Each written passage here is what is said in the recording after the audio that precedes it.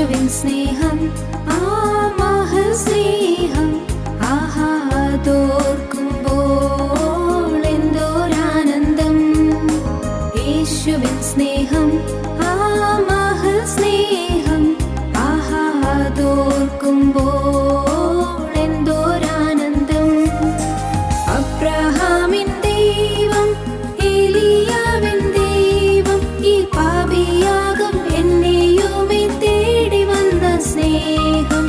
അബ്രഹാമിൻ ദൈവം ഏലിയാവിൻ ദൈവം ഈ പാപിയാകും എന്നെയുമേ തേടി വന്ന സ്നേഹം. ഈ പാപിയാകും എന്നെയുമേ തേടി വന്ന സ്നേഹം. യേശുവിൻ സ്നേഹം ആ മഹസ്നേഹം ആഹാദോർക്കുമ്പോൾ എന്തോരാനന്ദം.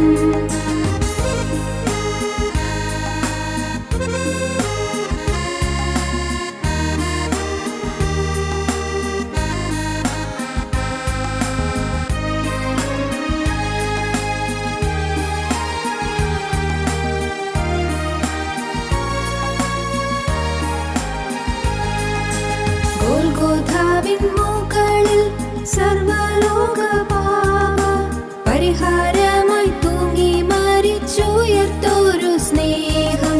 ഗോൽഗോഥാവിൻ മുകളിൽ സർവ്വലോക പാപ പരിഹാരമായി തൂങ്ങി മരിച്ചുയർത്തോരു സ്നേഹം. പരിഹാരമായി തൂങ്ങി മരിച്ചുയർത്തോരു സ്നേഹം. യേശുവിൻ സ്നേഹം ആ മഹസ്നേഹം ആഹാദോർക്കുമ്പോൾ എന്തോരാനന്ദം.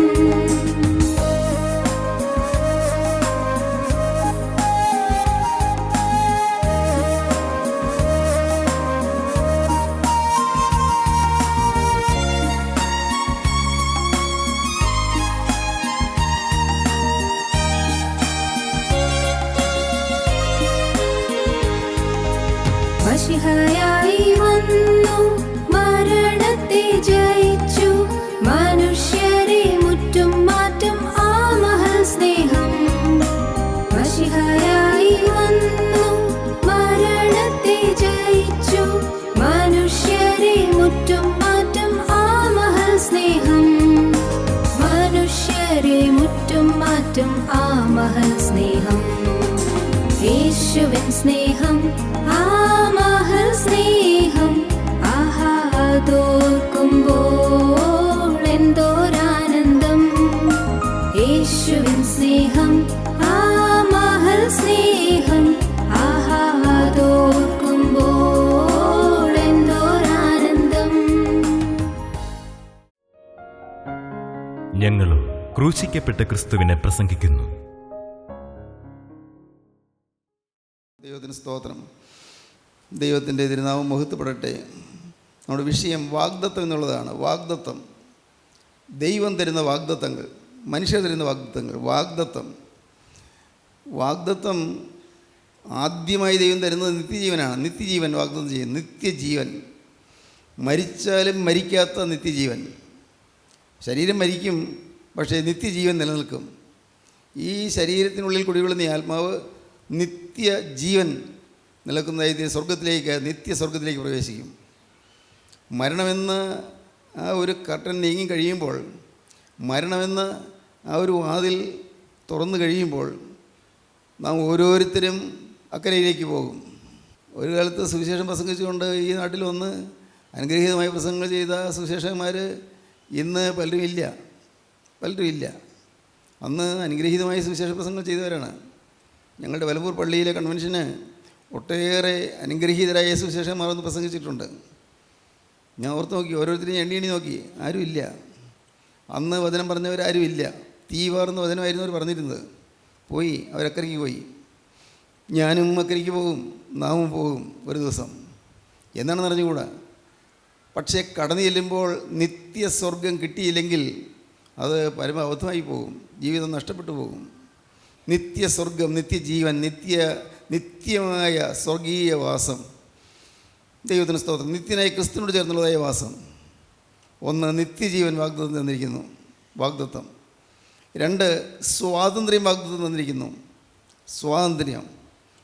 ഗലാത്യലേഖനം 5-1 വാക്യമാണെന്ന് ചിന്തിച്ചത്. സ്വാതന്ത്ര്യത്തിനായിട്ട് ക്രിസ്തു നമ്മെ സ്വതന്ത്രരാക്കി ആകയാലതിൽ ഉറച്ചു നിൽപ്പിയും അടിവ് നോത്തിൽ പിന്നെയും കുടുങ്ങി പോകരുത്. സ്വാതന്ത്ര്യം തന്നിരിക്കുന്നു. നമുക്ക് എന്തിൽ നിന്നെല്ലാം സ്വാതന്ത്ര്യം തന്നത്? നമുക്ക് പാപത്തിൽ നിന്ന് സ്വാതന്ത്ര്യം തന്നിരിക്കുന്നു. പാപത്തിൽ നിന്ന് നമ്മൾ പലരും അനുഭവിക്കുന്നില്ല. ദൈവം തന്നതാണ്, ദൈവം വാഗ്ദത്തം ചെയ്തിരിക്കുകയാണ്. സ്വാതന്ത്ര്യം, പാപത്തിൽ നിന്ന് സ്വാതന്ത്ര്യം. പാവമെന്ന് പറയുന്ന എല്ലാറ്റിൽ നിന്നും സ്വാതന്ത്ര്യം. എന്തെല്ലാം ഉണ്ട് പാവം? പ്രവൃത്തിയിൽ പാവമുണ്ട്, വാക്കിൽ പാവമുണ്ട്, ചിന്തയിൽ പാവമുണ്ട്, വികാരത്തിൽ പാവമുണ്ട്, വിചാരത്തിൽ പാവമുണ്ട്, മനോരാജ്യത്തിൽ പാവമുണ്ട്, മനോഭാവത്തിൽ പാവമുണ്ട്, നമ്മുടെ ആളത്വത്തിൽ പാവമുണ്ട്. പാപത്തിൽ നിന്ന് സ്വാതന്ത്ര്യം ലഭിക്കുന്നു. പാപത്തിൽ നിന്ന് സ്വാതന്ത്ര്യം. ദൈവത്തിന് സ്തോത്രം. പാപത്തിൽ നിന്ന് സ്വാതന്ത്ര്യം. ഇന്ന് പലരും സ്വതന്ത്രരല്ല. പാവം പിടിച്ച് കെട്ടിയിരിക്കുകയാണ്. പിശാച് പാപത്തിൽ പിടിച്ച് കെട്ടിയിരിക്കുകയാണ്. പാവം നമ്മെ കെട്ടിയിട്ടിരിക്കുകയാണ്. ചില ചങ്ങലകൾ, ഗൂരാക്കുരുക്കുകൾ നമ്മുടെ ജീവിതത്തിലുണ്ട്. ഓരോരുത്തരും അവരവർക്കറിയാമല്ലോ. ചില ഗൂരാക്കുരുക്കുകൾ, അഴിയാക്കുരുക്കുകൾ, ചില കുരുക്കുകളൊന്ന് വേണ്ടിയിരിക്കുകയാണ്.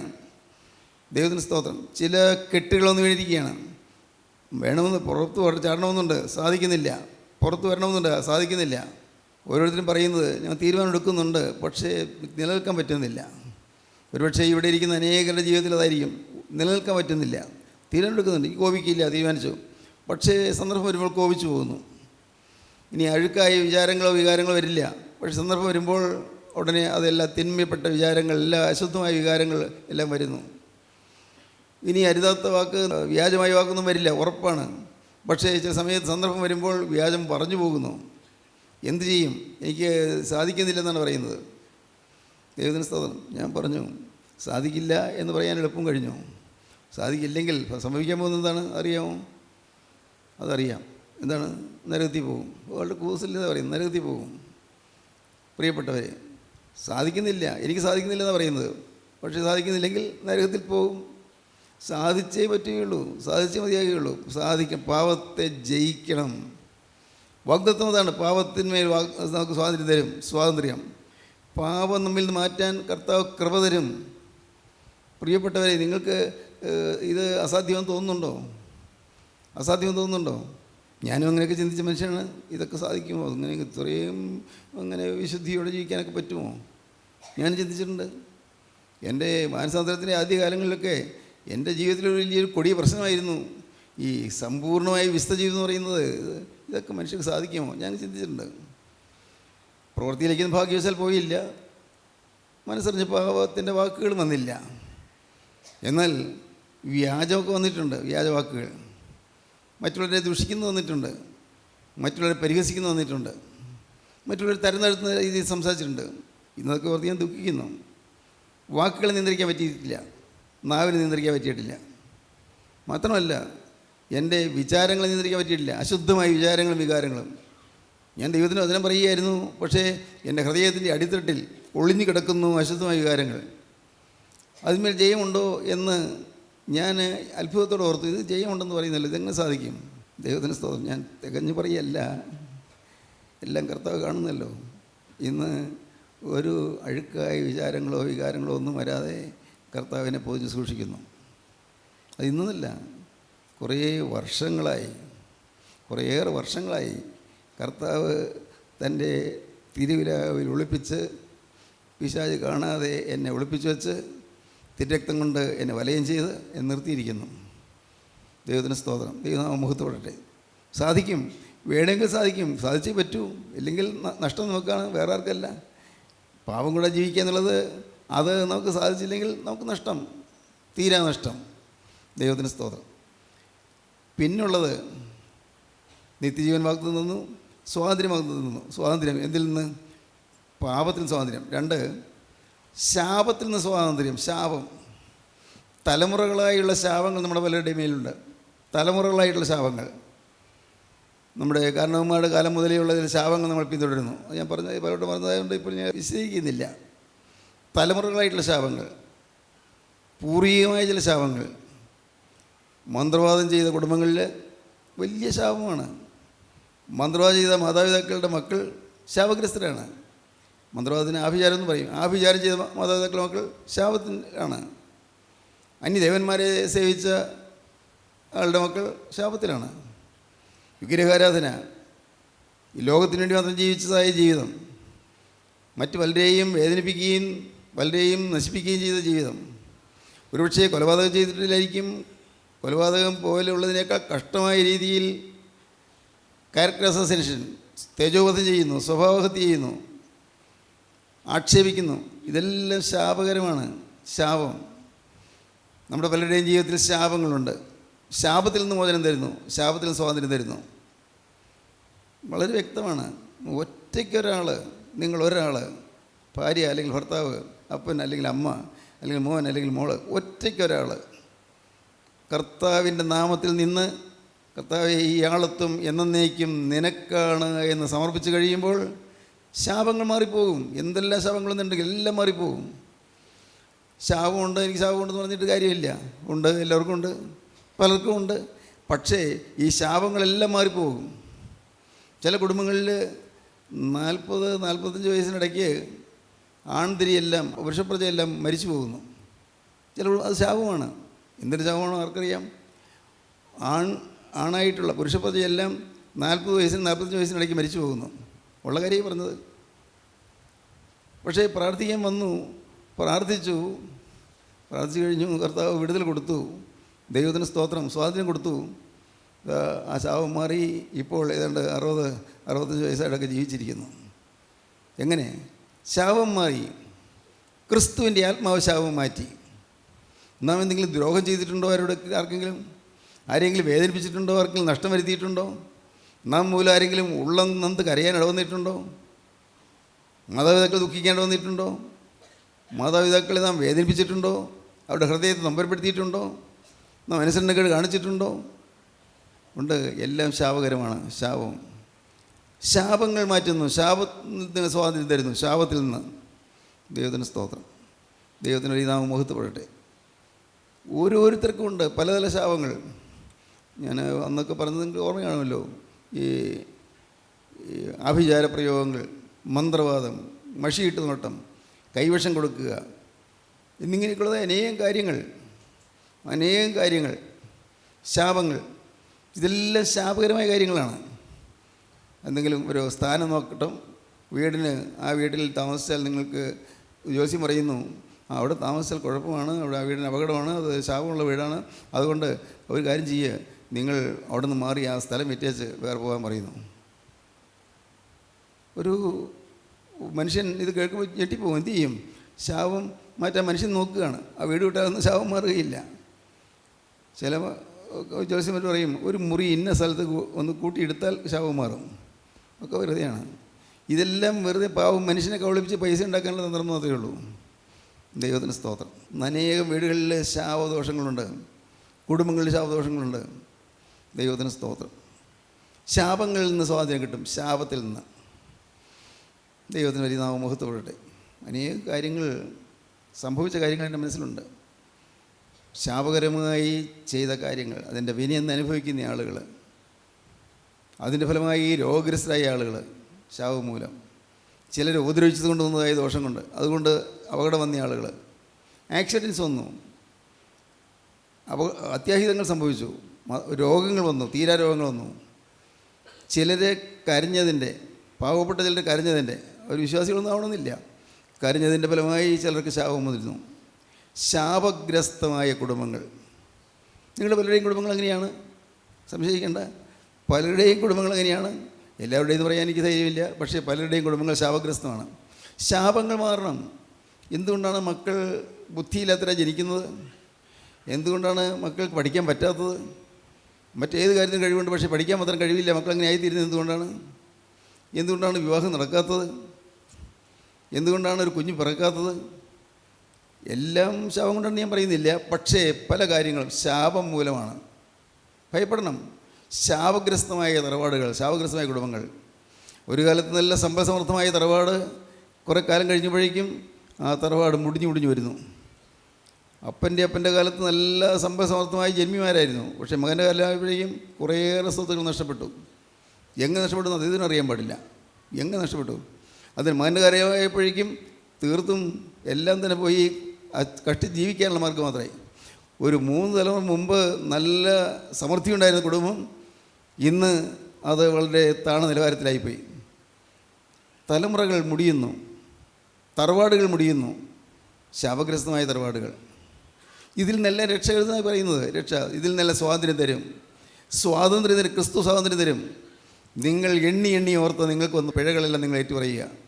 അപ്പൻ്റെ പാവം നിങ്ങൾക്ക് ഏറ്റു പറയാൻ പറ്റില്ലല്ലോ, അപ്പൻ്റെ പാവം ഏറ്റു പറയാൻ പറ്റില്ലല്ലോ. അപ്പൻ്റെ കാലത്ത് വന്നു പോയതാണ്, അതുകൊണ്ട് ഞാൻ എന്താ ചെയ്യുന്നത് പേടിക്കേണ്ട ആവശ്യമില്ല. നിങ്ങളൊരാൾ, നിങ്ങളുടെ ജീവിതം, നിങ്ങളുടെ സ്വഭാവം മുഴുവനും, നിങ്ങളുടെ ആളത്വം മുഴുവനും നിങ്ങൾ ക്രിസ്തുവിൻ്റെ ക്രൂശിൻ്റെ ചുവട്ടിൽ വെച്ച് ക്രിസ്തുവിനോട് ഇരക്കണം, യാചിക്കണം. കർത്താവേ, എൻ്റെ ജീവിതത്തിലെ ഈ ശാപങ്ങൾ നീ മാറ്റി തരണമേ.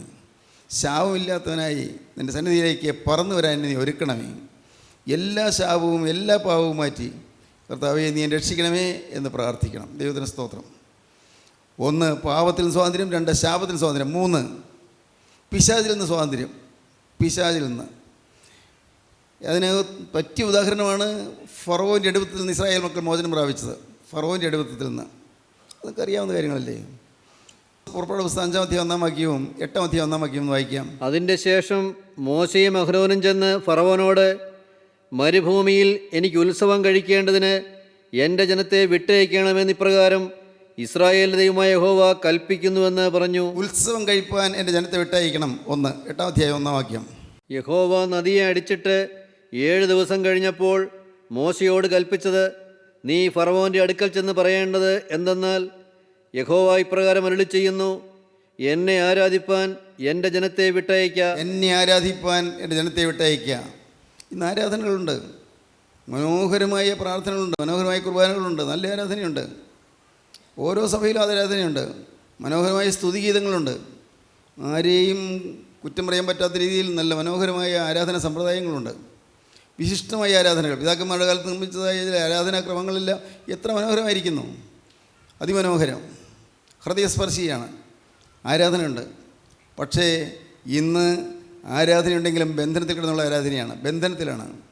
ശാപത്തിനടിമയിൽ കിടന്നുള്ള ആരാധനയാണ്, പിശാചിൻ്റെ എഴുത്തിൽ കിടന്നുള്ള ആരാധനയാണ്. പിശാചിൻ്റെ എഴുത്തിൽ കിടന്നുള്ള ആരാധന ദൈവസന്നിധിയിലേക്ക് പൊങ്ങുകയില്ല. മേലാ ഊർസേമാതിൽക്കുള്ളിൽ നിൻ സിംഹാസനം അണയണം ഈ പ്രാർത്ഥന. മേലുള്ള സ്വർഗീയ യെരൂശലേമിൻ്റെ വാതിലിൽ എൻ്റെ പ്രാർത്ഥന നിൻ്റെ സിംഹാസനത്തിന് എത്തണമെന്ന് നാം പാടുന്നു അല്ലേ? പാടുന്നുണ്ടല്ലോ. കർഷാനൊഴിച്ചിലെ കൗമാവസ്കാരത്തിൽ നാം പാടുന്നുണ്ടല്ലോ. മേലുള്ള യെരൂശലേമിൻ്റെ വാതിലുകൾക്കുള്ളിൽ നിൻ്റെ സിംഹാസനത്തിൻ്റെ അടുക്കൽ എൻ്റെ പ്രാർത്ഥന അണയണമേ. ഇതാണ് പ്രാർത്ഥിക്കുന്നത്. അങ്ങനെ ഒരു സിംഹാസനമുള്ളതായിട്ട് അറിയാമോ? അങ്ങ് ദൈവം ഉണ്ടെന്നറിയാമോ? ചൊല്ലും, മനോഹരമായി ചൊല്ലും, സുറിയാനിയിലും ചൊല്ലും, മലയാളത്തിലും ചൊല്ലും. പക്ഷേ അതുകൊണ്ട് നമ്മുടെ ജീവിതത്തിലെ ശാപം മാറുന്നില്ല, പിശാചിൻ്റെ ബന്ധനം മാറുന്നില്ല, പിശാചിൻ്റെ ബന്ധനത്തിലിരിക്കുന്നു. ഓർക്ക് പ്രിയപ്പെട്ടവരെ, പിശാചിൻ്റെ ബന്ധനം ഫറവോൻ്റെ അടിമത്തത്തിൽ ഇസ്രായേൽക്കാർ വിഷമിക്കുകയായിരുന്നു. ഫറവോൻ്റെ അടിമത്തം ഒരു 430 വർഷം മുമ്പ് ആണെങ്കിൽ, വാസ്തവത്തിൽ യൗസേപ്പ് മിസ്രൈമിൽ ചെന്ന കാലത്താണെങ്കിൽ ഫറവോന് ഇസ്രായേൽക്കാർ വലിയ ബഹുമാനമായിരുന്നു, സ്നേഹമായിരുന്നു, ഒരു 430 വർഷം മുമ്പ്. ഇപ്പോഴങ്ങനെയല്ല. ഇപ്പോൾ വർഷങ്ങൾ കഴിഞ്ഞു, ഫറവോൻ അവരുടെ ശത്രുവായി തീർന്നു. ഫറവോൻ്റെ അടിമവേല ചെയ്യുന്നവരായി തീർന്നു. ഫറവോൻ്റെ അടിമവേല ചെയ്യുന്നു, പിശാചിൻ്റെ അടിമവേല ചെയ്യുന്നു. ഇസ്രായേൽക്കാരെ ഫറവോൻ്റെ അടിമത്തിലായിപ്പോയി. ദൈവത്തിന് സ്തോത്രം. പ്രിയപ്പെട്ടവരെ, നിങ്ങളുടെ ജീവിതത്തിലേക്ക് നോക്കണം, കുടുംബത്തിലേക്ക് നോക്കണം, നിങ്ങളുടെ ജീവിതത്തിൽ നിങ്ങളുടെ തലമുറകളിലേക്ക് നോക്കണം. ഫറവോൻ്റെ അടിമത്തിലാണ് പലരും. ഫറവോൻ എന്ന് പറഞ്ഞാൽ പിശാച്, സാത്താൻ്റെ അടിമത്തിലാണ്. സത്യാരാധനയില്ല, ആരാധനയില്ല. കൈയടിച്ച് പാടും, ആരാധനയാണെന്ന് തോന്നും. ഉള്ളത്തിൽ ആരാധന വരണം, ഹൃദയത്തിലാണ് ആരാധന, ഹൃദയത്തിൽ ആരാധന, ദൈവത്തോടുള്ള നന്ദിയുള്ള ആരാധന, പാവം വിട്ട് ഒഴിഞ്ഞപ്പോഴുള്ളതായ സന്തോഷത്തിൻ്റെ ആരാധന, പാവം മാറിയപ്പോഴുള്ളതായ സമാധാനത്തിൻ്റെ ആരാധന. ആരാധിക്കണം. ഇനി ആരാധിപ്പാൻ ജനത്തെ വിട്ടയക്കാം. ദൈവത്തിന് സ്തോത്രം. സ്നേഹിതരെ, ഞാൻ നിങ്ങളോട് പറയട്ടെ, നിങ്ങൾ അനേകരും പ്രാർത്ഥിക്കുന്നുണ്ട്, പക്ഷേ ആരാധനയില്ല, സത്യമായ ആരാധനയില്ല, വിശുദ്ധമായ ആരാധനയില്ല. വിശുദ്ധമായ ആരാധന, വിശുദ്ധമായ ആരാധന. ദൈവത്തിന് സ്തോത്രം. ചടങ്ങുകൾ മാത്രമേ ഉള്ളൂ, സമ്പ്രദായങ്ങൾ മാത്രം, ചടങ്ങുകൾ മാത്രം പോരാ. അതല്ല ആരാധന. ഹൃദയത്തിൽ നിന്നാണ് ആരാധന. ദൈവത്തെ ഉള്ളിൽ കണ്ടുകൊണ്ട്, ദൈവമേ നീ എൻ്റെ ഹൃദയത്തിൽ വന്നല്ലോ എന്നുള്ള സന്തോഷമുള്ളതായ ആരാധന, നിത്യനായ ദൈവമേ നീ എൻ്റെ ഹൃദയത്തിൽ വസിക്കുന്നല്ലോ എന്നുള്ളതായ സമാധാനം കൊണ്ടുള്ളതായ ആരാധന, അർഹതയില്ലാത്ത അനുഗ്രഹങ്ങളിലേക്ക് തന്നല്ലോ എന്നുള്ളതായ ആ സന്തോഷത്തിൽ നന്ദിയിൽ നിന്ന് വരുന്നതായ ആരാധന. ഇസ്രായേൽക്കാർ നെടുവീർപ്പിട്ട് നിലവിളിച്ചു. നിങ്ങൾ ഏത് ദിവസം പറയുന്നത് അങ്ങനെയാണ്, നെടുവീർപ്പിട്ട് നിലവിളിച്ചു. അടിമവേല നിമിത്തം അവർ നെടുവീർപ്പിട്ട് നിലവിളിച്ചു, വലഞ്ഞുപോയി പാവം ഇസ്രായേൽക്കാർ. ഒരു സമയത്ത് യാക്കോവിൻ്റെ കാലത്ത് യാക്കോവിൻ്റെ മക്കൾ പോയി മിസ്രയീമിൽ നിന്ന് ധാന്യം കൊള്ളുകയൊക്കെ ചെയ്തതിന് ശേഷം യൗസേപ്പുമായി അവരടുത്തു. യൗസേപ്പ് തിരിച്ചറിഞ്ഞു. യൗസേപ്പ് അവരുടെ സഹോദരൻ യൗസേപ്പ് അവിടുത്തെ പ്രധാനമന്ത്രിയായി എന്നറിഞ്ഞു. സന്തോഷമായി. യാക്കോബെല്ലാം ചെന്നു. അവർക്ക് ഒരു പ്രത്യേക ദേശം, ഗോശൻ ദേശം അനുവദിച്ചു കൊടുത്തു. എല്ലാം കിട്ടിയതാണ്. പക്ഷേ തലമുറ കഴിഞ്ഞപ്പോഴേക്കും, ഒരു 400 ചില്ലുവാനും വർഷം കഴിഞ്ഞപ്പോഴേക്കും അവർ അടിമത്തത്തിൽ നെടുവീർപ്പിടുകയാണ്. അടിമത്തത്തിൽ നെടുവീർപ്പിടുന്നു. എൻ്റെ സഹോദരങ്ങളെ, ഞാൻ വളരെ വിനയപൂർവ്വം നിങ്ങളൊന്ന് പറയട്ടെ, അനേകരും നെടുവീർപ്പിലാണ്. അനേകർ ഓരോരുത്തരെയും അടുത്തറിയുമ്പോൾ സങ്കടം തോന്നും. ദൈവത്തിന് സ്തോത്രം. ഈ വാട്സാപ്പ് മെസ്സേജ് ഓരോന്നും വായിക്കുമ്പോൾ, ചില മെസ്സേജ് കേൾക്കുമ്പോൾ, എൻ്റെ കർത്താവെ, തീ തിന്നുന്ന മനുഷ്യർ, ഉരുകിത്തകരുന്ന മനുഷ്യർ, വലഞ്ഞു പോകുന്ന മനുഷ്യർ, വിഷമിച്ച് ഒരിടത്തും ഒരു പരിഹാരം കിട്ടാതെ ആകുലപ്പെട്ട് വലയുന്ന മനുഷ്യർ, ദൈവത്തിന് സ്തോത്രം. ദൈവത്തിന് വലിയ നാമമഹത്വപ്പെടട്ടെ. ദൈവത്തിന് സ്തോത്രം. വേദനിച്ച് നെടുവീർപ്പിട്ട് നിലവിളിക്കുന്ന മെസ്സേജസ്, നെടുവീർപ്പിട്ട് നിലവിളിക്കുന്നതായ അറിയിപ്പുകൾ. എന്താ പരിഹാരം? ആർക്ക് പരിഹാരം കൊടുക്കാൻ പറ്റും? ദൈവത്തിന് സ്തോത്രം. അനേകരിന്ന് തീരാദുരിതത്തിലാണ്, മാറാ രോഗം പിടിപെട്ടവരാണ്, തീരാ വ്യാധിപ്പെട്ടവരാണ്. അനേകർ വിഷമിക്കുന്നു. പൈസയുടെ കടം കൊണ്ട് വീർപ്പുമുട്ടുന്ന ആളുകൾ എന്ത് ചെയ്യും? പൈസയില്ല. ഞാൻ കഴിഞ്ഞ ദിവസം പറഞ്ഞതുപോലെ ഞാൻ പറയട്ടെ, ഇന്ന് കേരളത്തിന് നട്ടലൊടിഞ്ഞിരിക്കുകയാണ്. കേരള ഭൂമിയുടെ നട്ടലൊടിഞ്ഞു. ദൈവത്തിന് സ്വന്തം നാടെന്നൊക്കെയാണ് പറയുന്നത്. ഇന്ന് പിശാചിൻ്റെ നാടായി മാറി. കേരള ഭൂമിയുടെ നട്ടലൊടിഞ്ഞു. മദ്യത്തിൻ്റെ ഭീകരമായ ഉരുക്കൂഷ്ടിയിൽപ്പെട്ട് എത്രയോ പേര് ഞെരിയുന്നു. പാവം സ്ത്രീ, അവൾ കരയുന്നു, മക്കളും കരയുന്നു. അപ്പനൊരു കൂസലുമില്ല. കുടിച്ച് മുടിയുന്നു. മദ്യപാനം. എൻ്റെ സഹോദരങ്ങളെ, നിങ്ങളെങ്കിലും, നിങ്ങളീ കേൾക്കുന്നവരെല്ലാവരും അല്ല, ഏതാനും പേരെങ്കിലും നിങ്ങൾ മദ്യപാനത്തിന് അടിമകളായില്ലേ, ഒരു കാര്യം ചെയ്യൂ. എന്നേക്കുമായി മദ്യത്തോട് യാത്ര പറയൂ. ഇന്ന് ഈ കഞ്ചാവും മയക്കുമരുന്നും കൊണ്ട് കിറങ്ങി നടക്കുന്ന ആളുകൾ എത്രയാണ്? കിറങ്ങി നടക്കുന്നു. സുബോധമില്ല. സുബോധം നഷ്ടപ്പെട്ടു പോയി.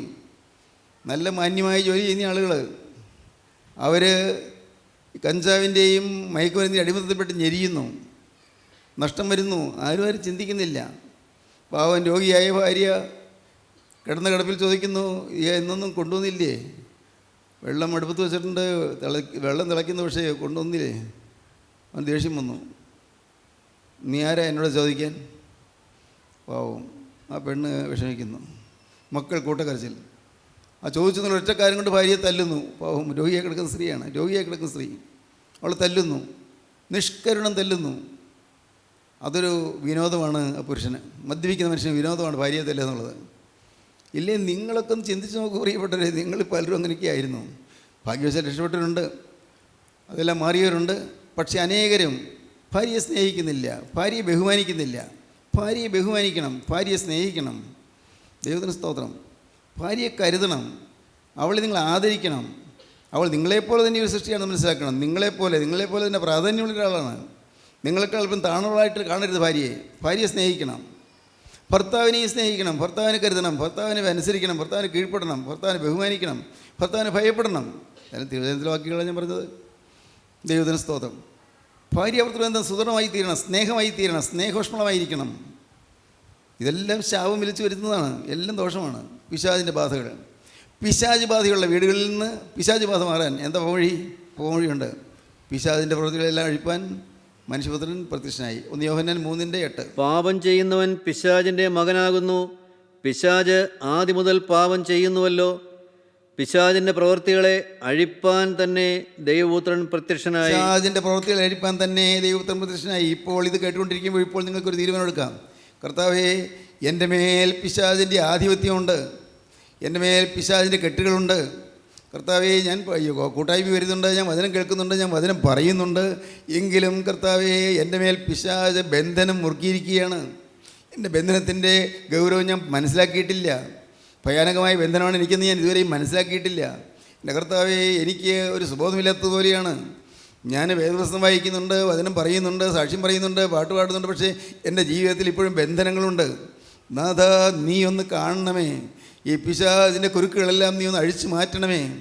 പിശാചിൻ്റെ പ്രവൃത്തികളെല്ലാം അഴിപ്പാൻ തന്നെ ദൈവത്വം പ്രത്യക്ഷനായി. എൻ്റെ ബഹുമാന്യ സഹോദരീ സഹോദരന്മാരെ, ഇന്ന് നിങ്ങൾ എവിടെ ഇരിക്കുന്നുവോ അവിടെ ഇരുന്നു കൊണ്ട് നിങ്ങൾ കർത്താവ് പറയണം, കർത്താവേ, എൻ്റെ മേൽ പിശാചിനുള്ള ആധിപത്യം ഇതാ ഞാൻ വലിച്ചെറിയുന്നു, സ്വമനസ്സാലെ ഞാൻ ഉപേക്ഷിക്കുന്നു, സാത്താനിയെ ഉപേക്ഷിക്കുന്നു, മിശിഹായെ ഞാൻ സ്വീകരിക്കുന്നു. എൻ്റെ ബന്ധനം അഴിക്കുവാൻ വന്ന കർത്താവായ യേശുവേ, എൻ്റെ ബന്ധനങ്ങൾ അഴിക്കുവാൻ, എൻ്റെ ശാപങ്ങൾ മാറ്റുവാൻ, എൻ്റെ മേലുള്ള പാപങ്ങൾ മാറ്റുവാൻ, എനിക്ക് പിശാചിൻ്റെ ബന്ധനത്തിൽ മോചനം തരുവാൻ ഇറങ്ങി വന്ന കർത്താവായ യേശുവേ, നീ കുരിശിൽ മരിച്ചത് എനിക്ക് വേണ്ടിയാണ് ഞാൻ വിശ്വസിക്കുന്നു. കുരിശിൽ ആണികളാൽ ബന്ധിതനായ യേശുവേ, ഇന്ന് ഞാൻ എൻ്റെ ജീവൻ നിനക്ക് തരുന്നു. കർത്താവേ, നിൻ്റെ കരങ്ങളിലേക്ക് എൻ്റെ ആയുസ്യം വെച്ച് തരുന്നു. എൻ്റെ ജീവൻ ഞാൻ ഇതാ വിട്ടു തരുന്നു. യേശുവേ, എൻ്റെ ബന്ധനങ്ങൾ അഴിച്ചു തരണമേ. എൻ്റെ ബന്ധനങ്ങളെ അഴിച്ച് എനിക്ക് സ്വാതന്ത്ര്യം തരണമേ. എൻ്റെ ശാപങ്ങൾ മാറ്റണമേ, എൻ്റെ പാപങ്ങൾ മാറ്റണമേ, പിശാചിൻ്റെ ബാധകൾ മാറ്റണമേ. പൈശാചിക ബാധകൾ, കാരണവന്മാരുടെ കാലം മുതലുള്ളതായ ചില ബാധകൾ, അത് കുടുംബത്തിന്മേലുണ്ട്, അത് എൻ്റെ മേലുണ്ട്. കർത്താവേ, അത് മാറ്റിത്തരണമേ. എൻ്റെ ഈ ആയുസ്, ഈ ജീവിതം, കർത്താവേ, ഈ അല്പായുസ്, അത് ഉള്ള കാലം, ഇനിയുള്ള കാലം യേശുവേ, നിന്നെ പ്രസാദിപ്പിക്കുവാനായി ഞാനിതാ നേർച്ചയായി അർപ്പിക്കുന്നു. ഹല്ലേലൂയ.